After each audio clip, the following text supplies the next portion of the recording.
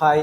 അപ്പോൾ നമ്മളിങ്ങനെ അൺഒഫീഷ്യൽ വാട്സപ്പുകൾ ഉപയോഗിക്കുമ്പോൾ ബാന് തീരെ ഇല്ലാതാക്കാൻ ശ്രദ്ധിക്കേണ്ട കുറച്ച് കാര്യങ്ങളുണ്ട്.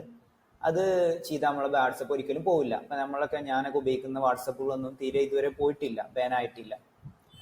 അപ്പോൾ കൃത്യമായിട്ട് ശ്രദ്ധിക്കേണ്ട കുറച്ച് കാര്യങ്ങളാണ്. ഒന്ന്, ഫസ്റ്റ് ഫോൺ എടുത്ത ഉടനൊക്കെ തന്നെ ഒരു 20-30 പേർക്ക് മാത്രം ഫസ്റ്റ് ദിവസം അയക്കുക.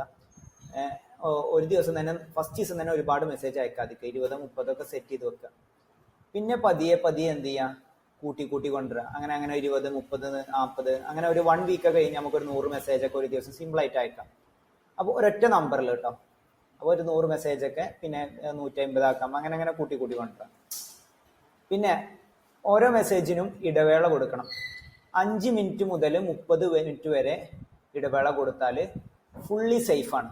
ഫോർ എക്സാമ്പിൾ, നിങ്ങൾ 300 സെക്കൻഡ് മിനിമം കൊടുക്കുക.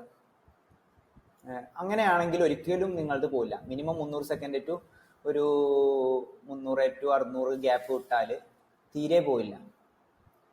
പിന്നെ കോപ്പി പേസ്റ്റ് അഥവാ എല്ലാവർക്കും ഒരുപോലെ മെസ്സേജ് അയക്കാതെ സ്പിൻ ടാഗ്സ് ഉപയോഗിക്കുക. സ്പിൻ ടാഗ്സ് പറഞ്ഞ സിസ്റ്റം എങ്ങനെ ഉണ്ടാക്കണം എന്നുള്ളത് ഞാൻ മറ്റൊരു വീഡിയോയിൽ പറഞ്ഞിട്ടുണ്ട്.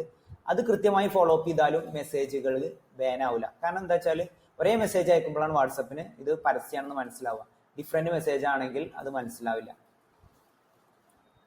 പിന്നെ ഫസ്റ്റ് മെസ്സേജിൽ തന്നെ ലിങ്കുകളൊന്നും ഉണ്ടാവരുത്. വെറും ഫസ്റ്റ് ഒരാൾക്ക് ആദ്യമായിട്ട് ക്യാമ്പിന് അയക്കണം. ഇപ്പോൾ ഒരു 1000 പേർക്ക് ആദ്യമായിട്ടാണ് അയക്കുന്നത്, ഒരു 1 വീക്ക് കൊണ്ട് 1000 പേർക്ക് അയക്കുകയാണെങ്കിൽ ആദ്യം തന്നെ ഫുൾ ലിങ്ക് ഉള്ള ഒരു മെസ്സേജ് അയക്കുക. ആദ്യം ഷോർട്ട് ഡിഫറെന്റ് സ്പിൻ ടാഗ്സ് ഉള്ള മെസ്സേജുകൾ അയക്കുക. എന്നിട്ട് റിപ്ലൈ വരുന്നവർക്ക് മാത്രം ലിങ്കുകൾ അയക്കുക. ഓക്കെ. ഇപ്പോൾ മെസ്സേജ് ഇതൊക്കെ ആണെങ്കിൽ പോലും റിപ്ലൈ ആൾറെഡി തന്നവർക്ക് അയക്കലാണോ ഒന്നും കൂടി ബെറ്റർ. ലിങ്ക് ഉണ്ടാവുമ്പോഴാണ് ഒരു പരിധിവരെ പ്രശ്നങ്ങൾ വരാറുള്ളത്. ലിങ്ക് ഇല്ലാതെ അയക്കുകയാണെങ്കിൽ ഒന്നും കൂടി നിങ്ങൾക്ക് ബെറ്റർ ആയിരിക്കും. സാധ്യത വളരെ കുറവാണ്. പിന്നെ നമ്മൾ പറയുന്നല്ലോ, രാവിലെ ഒരു 9 മുതൽ രാത്രി 7 മണി വരെ അയക്കാവും. അപ്പോൾ രാത്രി സമയങ്ങളിൽ അയക്കാതിരിക്കും. മിക്കവാറും ഡേ ടൈമിൽ മാത്രം അയക്കുക, അഥവാ പകൽ സമയത്ത് അയക്കാൻ ശ്രമിക്കുക. അങ്ങനെ ആകുമ്പോൾ എന്ത് ചെയ്യും, ഇത് ബാൻ ആവില്ല. കാരണം വാട്സപ്പിന് മനസ്സിലാക്കാനേ സാധിക്കില്ല. പിന്നെ പുതിയ നമ്പർ ആണെങ്കിൽ സ്റ്റെപ്പ് നമ്മൾ ഫസ്റ്റ് പറഞ്ഞ പോലെ തന്നെ പതിയെ ആണ് തുടങ്ങേണ്ടത്. 10 20 പിന്നെ വാങ്ങിയ അന്ന് തന്നെ നമ്മൾ എന്ത് ചെയ്യരുത്. അല്ലെങ്കിൽ പുതിയ അക്കൗണ്ട് ഉണ്ടാക്കിയ ഉടനെ തന്നെ കുറെ മെസ്സേജ് പോകരുത്. ജസ്റ്റ് ഹായ് ഹലോ എന്ന് നമ്മളുടെ ഫ്രണ്ട്സിനും ആർക്കെങ്കിലും അയച്ചിട്ട് അതിനൊരു സാധാരണഗതിയിലേക്ക് കൊണ്ടുവരിക. ഓക്കെ.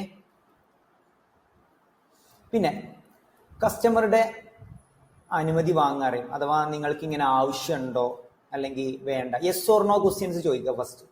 അത് നല്ലൊരു ഐഡിയ ആണ്, നിങ്ങൾക്ക് യൂസ് ചെയ്യാൻ പറ്റിയ ഐഡിയകളാണ്. എങ്കിലും നിങ്ങൾ ഒരു 2-3 സിസ്റ്റം, അഥവാ ഈ ഒരു റൂൾസ് അപ്ലൈ ചെയ്യുക. അതുപോലെ തന്നെ സ്പിൻ ടാഗ്സ് ഉപയോഗിക്കുക. പിന്നെ ഈ ഒരു ആദ്യത്തെ 3 കൃത്യമായിട്ട് ഫോളോ അപ്പ് ചെയ്താൽ തന്നെ ബ്ലോക്ക് ആവില്ല, സാധ്യത വളരെ കുറവാണ്. പിന്നെ ആഴ്ചയിൽ ഒരാൾക്ക് 1 വട്ടം അല്ലെങ്കിൽ 2 വട്ടം ഉപയോഗിക്കുക. 3 വട്ടം വേണ്ട. ആഴ്ചയിൽ ഒരു ഇടവിട്ടിട്ട് 3-4 ദിവസം വിട്ടിട്ട് മാത്രം സെയിം മെസ്സേജ് അയക്കുക. ഇപ്പോൾ ചില ഷോപ്പുകളൊക്കെ ചെയ്യുന്നത് കാണാം, അവർ പറയാറുണ്ട്. അപ്പം അങ്ങനത്തെ കേസിലൊക്കെ എന്താ വെച്ചാൽ ആഴ്ചയിൽ 2 വട്ടം മാത്രം ഓഫറുകൾ അയക്കുക, പുതിയ പ്രൊഡക്റ്റ് വന്നത് അയക്കുക. അങ്ങനെയാണെങ്കിലും ബാൻ ആവില്ല. പിന്നെ ഒരേ സമയം 2-3 നമ്പറുകൾ ഉപയോഗിക്കുക. അത് നല്ലൊരു ഐഡിയ ആണ്. അങ്ങനെ ആകുമ്പോൾ എന്താ വെച്ചാൽ ഒരു ആഴ്ചയിൽ നമുക്ക് മാക്സിമം മെസ്സേജുകളൊക്കെ ഒരു നമ്പറിന്നും മറ്റൊരു 500 നമ്പർ ഒന്നിലും, ഒരു 500 നമ്പർ വേറെ ഒന്നിലാണെങ്കിൽ വളരെ പെട്ടെന്ന് തന്നെ ഈ 1000 മെസ്സേജ് നമുക്ക് 2 ദിവസം 3 ദിവസം കൊണ്ട് തന്നെ നമുക്ക് മാക്സിമം ഡെലിവറി ചെയ്യാൻ പറ്റും.